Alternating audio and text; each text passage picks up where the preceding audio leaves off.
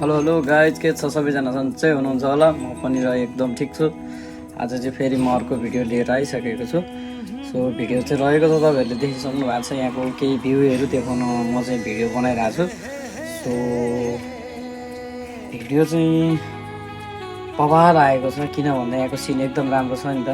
So मैले चाहिँ हातैबाट video बनाइरहेको छु। आज मेरो मोबाइल अर्को यता छ। सो मेरो चाहिँ आज स्ट्यान्ड मोबाइल हेलमेट स्ट्यान्ड चाहिँ बिग्रेको हुनाले भिडियो बनाइरहेको छु। हेर्नुहोस् यहाँको सिन, हेर्नुहोस् यहाँको बाटो।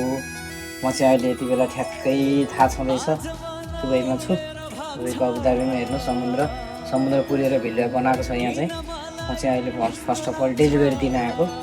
सो धेरै गर्मीको कारणले गर्दा मैले चाहिँ यस्तो गरेको छु यो फेसमा होइन। मोबाइल यो के गरेको भन्नु होला तपाईँहरूले। मैले चाहिँ यो थोरै आइडिया लगाएको, किन भन्दा नेपालीको त दिमाग धेरै हुन्छ भन्छन् नि त। सो मैले चाहिँ के आइडिया लगाएको भने, टक्क लाएर त्यो क्यापटुपी लगाएर क्यापटुपीको माथि पानी हालेपछि मोबाइल खासै तात्दैन। त्यही भएर मोबाइल ह्याङ हुँदैन, तपाईँहरूको डेलिभरी क्यान्सल हुँदैन। त्यही भएर मैले चाहिँ यस्तो गरेको। तपाईँहरू पनि गर्नु होला, सिक्नु होला भिडियो हेरेर। कस्तो दामी सिन हो, माई गड, वाउ ब्युटिफुल। यो चाहिँ समुद्रमाथि पुरेर हिल बनाएको भिल्ला हो, हेर्नु सक्नुहुन्छ। यहाँ चाहिँ बाटो यस्तो क्लियर छ, रोड पनि यस्तो क्लियर छ। लौन बालेन सरकार, हामीलाई पनि यस्तै रोड चाहियो नेपालमा, यस्तै सुन्दर, यस्तै हरियाली। बट सब ठिक छ यहाँ, तर के छ भने गाइज, सबैभन्दा ठुलो कमजोरी भनेको यहाँको गर्मी। यहाँ हरेक कुरा ठिक छ, तर गर्मी चाहिँ तपाईँको यति बेला बिहानको 11 बजे 40+ छ, 40 डिग्री प्लस 41 समथिङ छ यो गर्मीमा। त्यही भएर मैले चाहिँ अहिले यस्तो एउटा भिडियो बनाइरहेको छु, राम्रो धेरै आयो भनेर। सो यस्तै यस्तै भिडियो लिएर तपाईँहरूको अगाडि म आउँदैछु फेरि पनि होइन। सो हेर्नु होला, मनोरञ्जन लिनु होला। नेपालमै बसेर पनि बाहिर कस्तो छ, यस्तो छ, उस्तो छ भनेर भन्ठान्नुहुन्छ नि त। म यस्तै यस्तै भिडियो बनाउँछु। सो बाहिर हाइवेमा त अलाउड छैन, किन भन्दा भित्रको बाटोमा मात्रै भिडियो बनाउनु अलाउड।